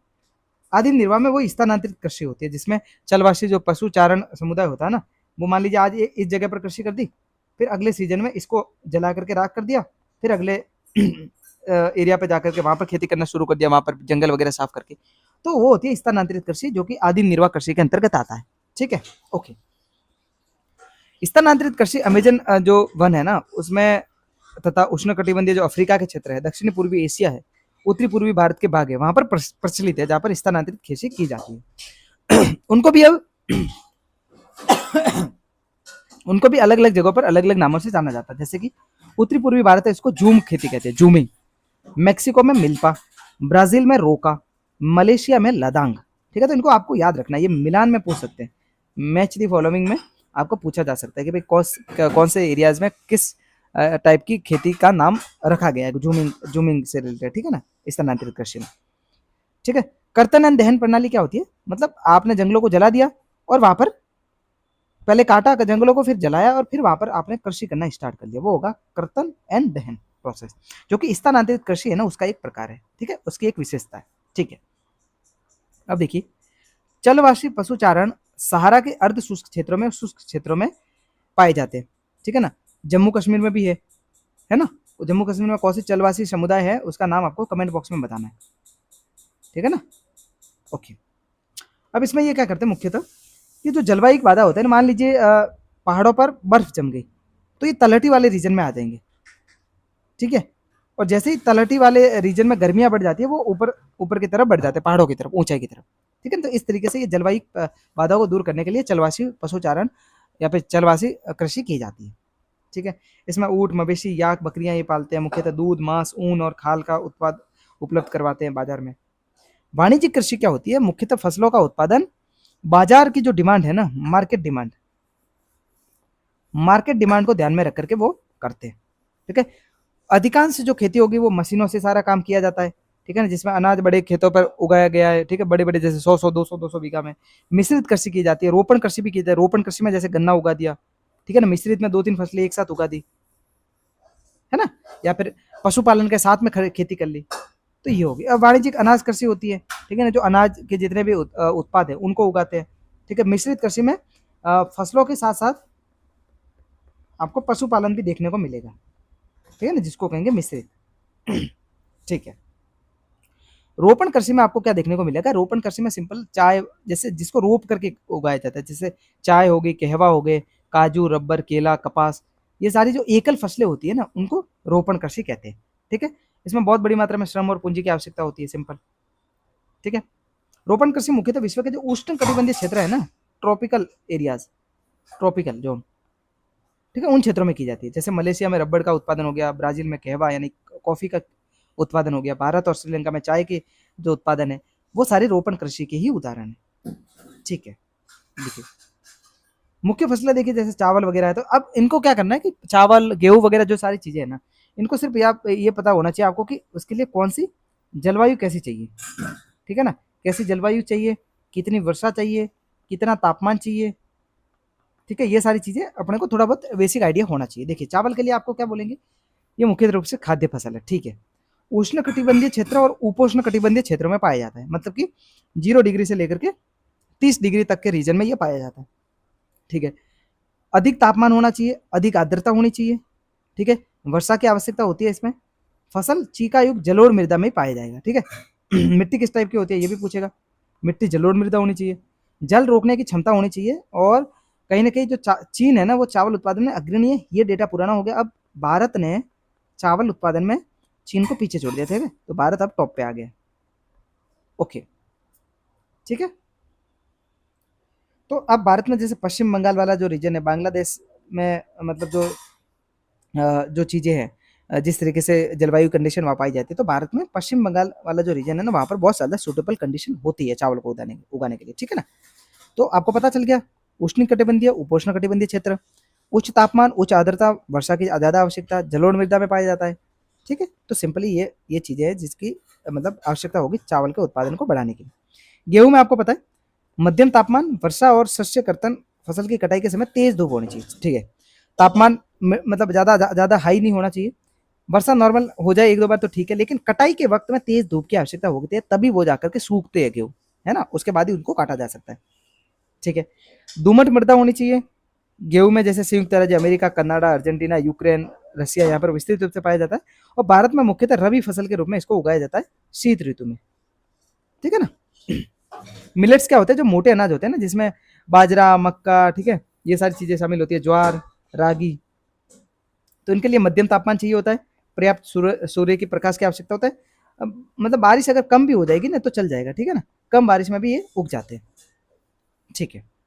मक्का के लिए वही मध्यम तापमान, वर्षा और अधिक धूप की आवश्यकता होती है, वर्षा नॉर्मली भी चल जाएगी, ठीक है। उपजाऊ मृदा होनी चाहिए, और पानी वहां से मतलब रुकना नहीं चाहिए, बराबर बहता रहना चाहिए, ठीक है, ओके। अब देखिए मक्का को कौन भी कहते हैं ना, विश्व में इसकी विभिन्न रंग बिरंगी प्रजातियां पाई जाती है, और सबसे ज्यादा उत्पादन कहाँ पर होता है वो आपको बताना है कमेंट में गूगल करके, ठीक है, कौन से देश में सबसे ज्यादा मक्का उत्पादन किया जाता है, ठीक है। कपास, इसकी वृद्धि के लिए देखिए हाई टेम्परेचर चाहिए होगा, हल्की वर्षा चाहिए होगी, और 200 से 310 दिन 200 से 310 दिन पाला रहित दिन होने चाहिए, मतलब पाला नहीं पड़ना चाहिए, पाला नहीं पड़ना चाहिए, ठीक है ना, फ्रॉस्ट जो होता है, ठीक है, तो वो नहीं होना चाहिए। तेज चमकीली धूप होनी चाहिए, तभी वो मतलब जो होते हैं ना, जो कपास फटता है तो वो तभी हो पाएगा जब तेज चमकीली धूप होगी। जलोढ़ मृदा चाहिए होगी, ठीक है। पटसन, सुनहरा रेशा भी कहते हैं, जलोढ़ मृदा में ये अच्छी तरीके से विकसित होता है। साथ ही साथ हाई टेम्परेचर, भारी वर्षा, आर्द्र जलवायु की आवश्यकता होती है। यह फसल उष्ण कटिबंधीय क्षेत्रों में उगाई जाती है और भारत और बांग्लादेश पटसन के अग्रणी उत्पादक देश है। ठीक है, ओके। कॉफी, इसके लिए गर्म और आर्द्र जलवायु की आवश्यकता होती है, जैसे कि 0 डिग्री के आसपास का जो रीजन है ना, वो बेस्ट हो सकता है, सुटेबल कंडीशन। सुउपवाई दोमट मृदा, मतलब जहाँ से पानी निष्कासित होता रहना चाहिए। इस फसल की वृद्धि के लिए पर्वतीय ढाल की आवश्यकता होती है। ब्राजील कॉफी का सर्वाधिक उत्पादक देश है, इसके पश्चात कोलंबिया और फिर भारत है, ठीक है ना। चाय के बागान देखिए, एक पेय पदार्थ है चाय। इसकी कोमल पत्तियों की वृद्धि के लिए ठंडी जलवायु चाहिए होगी और वर्ष भर कहीं ना कहीं उच्च वर्षा की आवश्यकता होती है। दोमट मृदा, मंद ढाल वाली जो सतह होगी वो इसके लिए सूटेबल होती है। और जो पत्तियों को चुनते हैं ना, जिससे चाय बनती है, उसके लिए मतलब श्रम गहन फसल है, मतलब ज्यादा मात्रा में कहीं ना कहीं लेबर्स की जरूरत पड़ती है, ठीक है। अब देखिए कृषि का विकास किस तरीके से हुआ, इसको ज़्यादा मतलब गहराई से नहीं जानना है, ठीक है। ये भी एक केस स्टडी दे रखी है, तो ज़्यादा इम्पोर्टेंट है नहीं, ठीक है, ओके। तो ये चैप्टर भी हो गया पूरा एग्रीकल्चर वाला। अब उद्योगों को देखते हैं। देखिए, अब अपन ने कृषि पढ़ा था ना, कृषि, खनन, ठीक है, पशुपालन, यहाँ से सवाल बना है। ये सारे क्या है, प्राथमिक क्रिया है, ठीक है, प्राथमिक क्रिया है। अब द्वितीयक क्रिया में क्या आएगा, जो कृषि, खनन और पशुपालन से जो भी उत्पाद आपको प्राप्त हुए, उनका जब विनिर्माण होगा ना, विनिर्माण, और उसके बाद में फिर नई उत्पादों को बनाया जाएगा, तो वो होती है द्वितीयक क्रिया, ठीक है। वो होगी सेकेंडरी क्रिया, जहां पर यहां से जो कच्चा माल प्राप्त हुआ उसका विनिर्माण होकर के जो नई वस्तु बनाई जाएगी, इसको कहेंगे द्वितीयक क्रिया, ठीक है। जिसको विनिर्माण मुख्य रूप से कहा जा सकता है, कच्चे माल को लोगों को अधिक मूल्य में उसको परिवर्तित किया जाना। मान लीजिए कच्चा, जैसे कपास था, कच्चा कपास, इससे आपने कपड़ा बना दिया, ठीक है ना, तो कपास से ज्यादा मूल्य किसका होगा, कपड़े का। तो कहीं ना कहीं मूल्य वृद्धि जो होती है ना, वही होती है द्वितीयक क्रिया, ठीक है।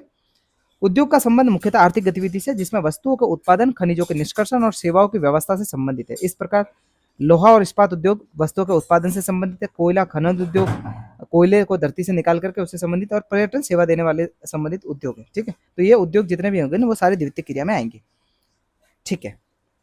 देखिए कच्चा माल, सॉरी, उद्योगों का वर्गीकरण। देखिए उद्योग किस तरीके से स्टैब्लिश होंगे, उसको बहुत सारे कारक मतलब प्रभावित करते हैं। देखिए, या फिर उद्योगों का वर्गीकरण किस प्रकार से होगा, उनको भी अलग अलग कारकों के आधार पर देखा जा सकता है। जैसे कि कच्चा माल, कच्चे माल के आधार पर अब हम बता सकते हैं कि भाई कृषि आधारित उद्योग है, या फिर खनिज आधारित उद्योग है, या फिर समुद्र आधारित उद्योग है, या फिर वन आधारित उद्योग है। तो ये हो गए कच्चे माल के आधार पर। देखिए कृषि आधारित उद्योग में सिंपल सी बात है कि भाई कृषि के कच्चे माल से किस तरीके के उद्योग स्थापित किए जा सकते हैं, ठीक है ना, जो कि वनस्पति और जो जंतुओं से रिलेटेड जो भी उत्पाद आपको प्राप्त होते हैं, जैसे दूध, दही, ठीक है, दूध हो गए, पौधों से फल हो गए, तो उनके ऊपर बेस्ड कौन कौन से उद्योग स्थापित किए जाते हैं, ठीक है। जैसे चमड़ा उद्योग है, डेयरी उत्पाद है, सूती वस्त्र उद्योग है, वनस्पति तेल है, खाद्य संसाधन है, ये सारे कृषि के ऊपर डिपेंडेंट है। खनिज आधारित उद्योग में क्या है कि देखिए, खनिज आधारित उद्योग में ये देखा जाएगा कि खनिज अयस्कों का उपयोग करके किस तरीके से उससे उप उत्पाद या फिर दूसरे उत्पाद बनाए जाते हैं, ठीक है ना। जैसे विनिर्माण के लिए इसमें मशीनरियों का बनाना, भवन निर्माण, ठीक है, रेल के डिब्बे बनाना, ये सारे खनिज आधारित है। समुद्र आधारित खाद्य प्रसंस्करण के जो भी इकाइयाँ समुद्री उत्पादों पर डिपेंडेंट है, ठीक है ना, जैसे मत्स्य तेल निर्माण, ठीक है, तो ये समुद्र आधारित उद्योगों के उदाहरण है, ठीक है। अब वन आधारित उद्योगों में क्या कह सकते हैं कि जैसे कागज निर्माण हो गया, औषधियों का निर्माण होता है, फर्नीचर, भवन निर्माण, है ना, कागज लुगदी जो हो गया, ये सारे कहीं ना कहीं वनों से जो उत्पाद प्राप्त होते हैं ना, उसी से बनाए जा सकते हैं, ठीक है। तो हो गए वन के आधार पर ये जो भी उद्योगों का मतलब डिफ्रेंशिएशन, ठीक है। अब देखिए आकार के आधार पर, अब यहाँ से डायरेक्ट सवाल बन भी सकता है। देखिए एक तो हो गया कच्चे माल के आधार पर, दूसरा क्या हो गया, आकार के आधार पर। आकार के आधार पर आप क्या कहेंगे, आकार के आधार पर सिंपल सा मतलब कि निवेश की पूंजी के आधार पर, कि भाई पूंजी कितनी लगाई है, अपन ने कितना इन्वेस्टमेंट किया है, उसके बेस पर बताएंगे कि कोई उद्योग छोटा है या फिर बड़ा है। जैसे ये तो लघु आधार के उद्योग होंगे, एक वृहद आधार के उद्योग होंगे, ठीक है। कुटीर या फिर लघु उद्योग जो कि छोटे पैमाने पर जैसे गाँव में ही जो लोकल स्तर पर जो भी उत्पादन किया जाता है, हाथों से निर्माण किया जाता है, जैसे टोकरी की बुनाई होगी, मिट्टी के बर्तन निर्माण हो गए, हाथों से निर्मित जो भी वस्तु होगी, तो ये सारे जो उद्योग है ना वो लघु आकार के उद्योग है। समझ में आ गया? ठीक है। बड़े आकार के उद्योग कौन कौन से होंगे? जिसमें कहीं ना कहीं बड़े पैमाने पर निवेश किया जाएगा पूंजी का, ठीक है। टेक्नोलॉजी बहुत बड़े स्तर पर इसका यूज किया जाएगा, ठीक है ना। तो इसमें जैसे ऑटोमोबाइल हो गए, भारी मशीनों का निर्माण हो गया, तो वो होगा वृहत आकार के उद्योग। स्वामित्व के आधार पर अपन देखेंगे तो कौन सा, एक तो निजी क्षेत्र का उद्योग है, कौन सा राज्य द्वारा स्वामित्व वाला है, और कौन सा सार्वजनिक क्षेत्र है, और संयुक्त क्षेत्र कौन सा है, और साथ ही साथ सहकारी। तो इसमें देखिए निजी हो गया, राज्य स्वामित्व वाला हो गया, सार्वजनिक हो गया, ठीक है, संयुक्त हो गया, और सहकारी हो गया। तो 5 तरीके से इसको बांटा जा सकता है। अब देखिए निजी जो कि किसी निजी व्यक्ति के हाथों में जैसे है, जैसे अब अंबानी या फिर अडानी के जितने भी उद्योग है, जैसे रिलायंस है, तो रिलायंस एक निजी संस्था है, ठीक है ना, निजी निवेश है, निजी उद्योग है। राज्य द्वारा संचालित संचालित जो राज्य सरकारों द्वारा संचालित किए जा रहे हैं, ठीक है ना, कोई भी एक कंपनी हो सकती है, कोई भी मतलब कह सकते हैं कि भाई उनके द्वारा स्थापित जो भी उद्योग होंगे वो होंगे, ठीक है। सार्वजनिक क्षेत्र के उद्योग में क्या होता है कि भाई जो जिसका उद्योगों का जो स्वामित्व है ना वो संचालन सरकार द्वारा किया जा रहा है, ठीक है ना, और उत्पादन भी उन्हीं के द्वारा किया जा रहा है। जैसे हिंदुस्तान एरोनॉटिक्स लिमिटेड या फिर स्टील अथॉरिटी ऑफ इंडिया, ठीक है, सेल, ठीक है ना। संयुक्त क्षेत्र के उद्योग में सिंपल है कि भाई स्वामित्व संचालन राज्य और व्यक्तियों दोनों द्वारा समूह के आधार पर किया जा सकता है, ठीक है ना। जैसे मारुति उद्योग, तो वो संयुक्त क्षेत्र का उद्यम था जिसमें सरकार की भी हिस्सेदारी थी और निजी व्यक्ति की भी हिस्सेदारी थी। सहकारी क्षेत्र में क्या होता है कि लोग आपस में जुड़ करके अपने लोकल स्तर पर एक ग्रुप बना करके सहकारी आधार पर उत्पादन शुरू करते हैं। जैसे कि क्या कह सकते हैं, अमूल हो गया, ठीक है ना। तो अमूल एक सहकारी उद्योग का एक बढ़िया मतलब उदाहरण है, ठीक है ना। ओके, उद्योगों की अवस्थिति को प्रभावित करने वाले कारक कौन कौन से? ये डायरेक्ट मेंस का आपका सिलेबस है, ठीक है ना। सिलेबस की एक सीधी लाइन यही है कि उद्योगों की अवस्थिति को प्रभावित करने वाले कारक कौन कौन से है, सीधे देखिए। इसमें संचार सुविधा होगी, ठीक है, परिवहन, भूमि, विद्युत, कच्चा माल, श्रम, पूंजी, बाजार एवं जल। अब आपको समझा देता हूँ कि किस तरीके से। अब देखिए जल है ना, तो जल मान लीजिए किसी भी जैसे बिजली उत्पादन है, ठीक है, या फिर चमड़े का उद्योग है, चर्म उद्योग है, तो कहीं ना कहीं उसके लिए पानी की आवश्यकता होगी, ठीक है। और अगर पानी की अवेलेबिलिटी नहीं है जिस एरिया में, वहां पर उसको डेवलप नहीं किया जा सकता, ठीक है। जैसे कि गंगा नदी के किनारे सारे चर्म उद्योग स्थापित हो गए, ठीक है ना, ठीक है। बाजार अगर होगा ना तो बाजार के आसपास ही स्टेब्लिश होते हैं उद्योग। हालांकि कुछ उद्योग बाजार से दूर भी स्टेब्लिश किए जा सकते हैं, उसको परिवहन के द्वारा उस माल को बाजार में पहुंचाया जाएगा। पूंजी, कोई देखिए बड़ी मात्रा में अगर पूंजी की आवश्यकता है, ठीक है ना, और जहाँ पर वो अवेलेबल है, इन्वेस्टमेंट जहाँ पर अवेलेबल है वहीं पर स्थापित किया जाए। जैसे कि गुजरात हो गया, ठीक है, तो गुजरात इन्वेस्टमेंट का हब बनता जा रहा है। क्यों? क्योंकि वहाँ पर बहुत सारे रूल्स एंड रेगुलेशन सिंपल रखे गए, तो पूंजी वहाँ पर ज़्यादा आएगी।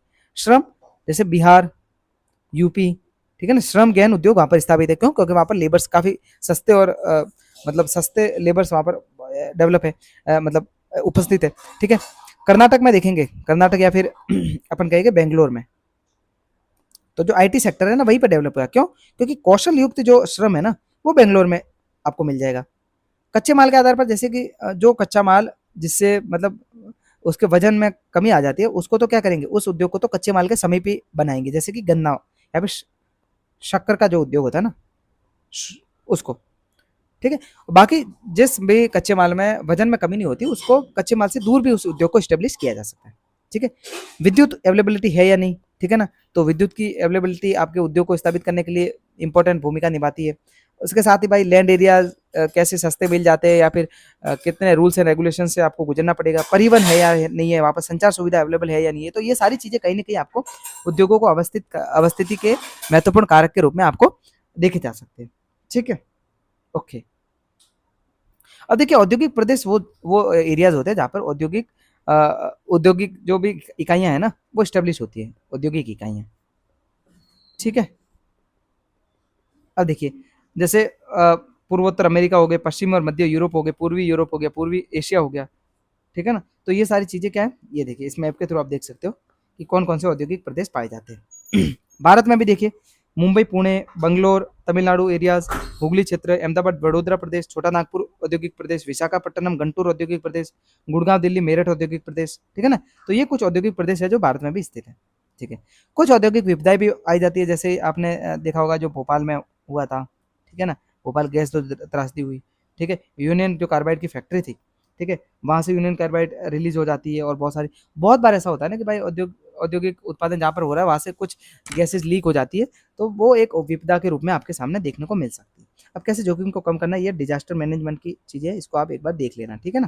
तो ये भी आपके मेंस का सिलेबस है, आपको ये चीज़ें पता होनी चाहिए, ठीक है। अब देखिए, कुछ उभरते हुए उद्योग है ना, उसको सनराइज़ उद्योग भी कहते हैं, ठीक है? सीडीएस में ये सवाल पूछा था इस बार, ठीक है? इसमें सूचना प्रौद्योगिकी है, स्वास्थ्य लाभ हो गया, ज्ञान से संबंधित जितने भी उद्योग शामिल है ना? जैसे और खाद्य प्रसंस्करण जो उद्योग है, वो भी शामिल है इसमें। अब कुछ प्रमुख उद्योगों का वितरण आप देख लीजिए। लौह इस्पात उद्योग है, देखिए। पहली बात तो प्रगलन क्या होता है? प्रगलन एक ऐसी प्रक्रिया है जिसमें धातुओं को उसके अयस्कों द्वारा गलनांक बिंदु से अधिक तपा करके निष्क्रिय किया जाता है, ठीक है ना? मान लीजिए कोई अयस्क मिले हुए 2-4 खनिज है, इसको इतने मतलब गलाएँगे कि भाई वो गल करके अपने आप अलग हो जाएँगे, ठीक है ना? ओके, ठीक है। अब इसमें देखिए पढ़ने वाली चीज़ क्या है? ठीक है। अब देखिए कोयला 4 टन अयस्क, 1 टन चूना पत्थर, इससे तीनों मिलकर के क्या बनेंगे? इस्पात, ठीक है ना? ओके। देखिए इस्पात पता है क्या है? लॉ एज़ सिंपल सा है कि भाई आधुनिक उद्योग जितने भी है ना, इनका मेरुदंड है, मतलब रीढ़ की हड्डी है, बैकबोन है। क्यों? क्योंकि लगभग सारी वस्तुएँ जिनका हम उपयोग कर रहे हैं, उसमें कहीं न कहीं लोहा या फिर इस्पात का उपयोग हो ही जाता है। ठीक है ना? चाहे बड़ी औज़ारों का निर्माण हो, मशीनों का निर्माण हो, पोत, रेलगाड़ी, ट्रक, ऑटो मोबाइल सेक्टर जितने भी है, ठीक है ना? ये सारी चीज़ों में कहीं न कहीं आपको सेफ्टी पिन से लेकर के, सुई से लेकर के बड़ी-बड़ी मशीनों तक कहीं न कहीं लोहे का, आयरन का और इस्पात का उपयोग आपको ज़रूर मिलेगा। इसलिए बैकबोन ऑफ द ऑल जितने भी फैक्ट्रीज़ है, जितने भी उद्योग है, उसको माना जाता है लॉयस को, ठीक है? ओके। ठीक है? हुँ। अब देखिए भारत में जो प्रमुख इस्पात उत्पादन जो संयंत्र है, उसमें भिलाई हो गया, दुर्गापुर हो गया, बर्नपुर, जमशेदपुर, राउरकेला, बोकारो, ठीक है? इसकी लोकेशन एक बार आप मैप पर देखिएगा, ठीक है ना? 4 राज्यों में फैले हुए जैसे पश्चिम बंगाल, झारखंड, ओडिशा, छत्तीसगढ़, ठीक है? भद्रावती और विजयनगर कर्नाटक में, विशाखापट्टनम आंध्र प्रदेश में, सलेम या फिर सेलम तमिलनाडु में, ये अन्य महत्वपूर्ण इस्पात केंद्र हैं, जो कि स्थानीय संसाधनों का उपयोग करके एस्टेब्लिश किए गए, ठीक है? अब देखिए जमशेदपुर वाली जो भी केस स्टडी आप इसको देख लेना एक बार, इसमें ज़्यादा कुछ समझाने वाली बात नहीं है, डायरेक्ट फैक्ट्स है, तो आप एक बार खुद से भी पढ़ लेना, ठीक है ना? अब ये पूर्व भारत में एकमात्र ऐसा इस्पात का कारखाना है 1947 से पूर्व का, ठीक है ना? अब इसमें आज़ादी के बाद सरकार ने खुद अपने हाथों में इसके कामकाज को लिया, ठीक है? 1907 में इसको टिस्को की शुरुआत के साथ में एस्टेब्लिश किया गया था, ठीक है? जमशेदपुर में, ठीक है? ये लोकेशन है कि भाई यहाँ पर कौन-कौन से जैसे स्वर्ण रेखा नदी है, वहाँ से जल की प्राप्ति होती है, खरकई नदी है ना? और ये टाटा इस्पात संयंत्र यहाँ पर काम करता है, टाटा नगर रेलवे स्टेशन भी है, गोल्फ कोर्स भी है यहाँ पर, तो ये सारी चीज़ें एक ही जगह पर आपको मिल जाएगी, ठीक है? परिवहन भी आपको वहाँ पर अवेलेबल आराम से मिल जाएगा, ठीक है? ओके। पिट्सबर्ग जैसे संयुक्त राज्य अमेरिका का एक महत्वपूर्ण इस्पात नगर भी माना जाता है, तो ये मतलब ग्रेट लेक्स जो है ना, superior, Huron, Ontario, Michigan, eerie, ये 5 जिलों में सबसे ज़्यादा सुपीरियर झील सबसे बड़ी है और अन्य की तुलना में सर्वाधिक ऊर्ध्वाधर पर भी स्थित है, सबसे ज़्यादा हाइट पर भी है, ठीक है ना? ठीक है, सबसे बड़ी कौन सी? सुपीरियर झील, ओके। तो पिट्सबर्ग कहाँ पर है? संयुक्त राज्य अमेरिका में, इतना बस ध्यान होना चाहिए, बाकी ज़्यादा मतलब ये है कि भाई इस्पात संयंत्र है और यहाँ पर इस्टेब्लिश कर रखे हैं, ठीक है। सूती वस्त्र उद्योग, ठीक है? भारत में अगर सबसे पहले अगर देखें, मतलब पहली बात तो ये देखते हैं कि भाई किस-किस से ये रेशे बनाए जा सकते हैं। जैसे मानव निर्मित में नायलॉन हो गए, पॉलिएस्टर हो गए, एक्रिलिक हो गए, रेयॉन हो गए, ठीक है? प्राकृतिक में जो ऊन हो गए, सिल्क हो गए, कपास, लिनन, जूट, तो इनसे रेशे बनते हैं और रेशों से बनता है कपड़ा, ठीक है? अब देखिए भारत, चीन, जापान, संयुक्त राज्य अमेरिका महत्वपूर्ण वस्त्रों के उत्पादक क्षेत्र है, ठीक है? ओके।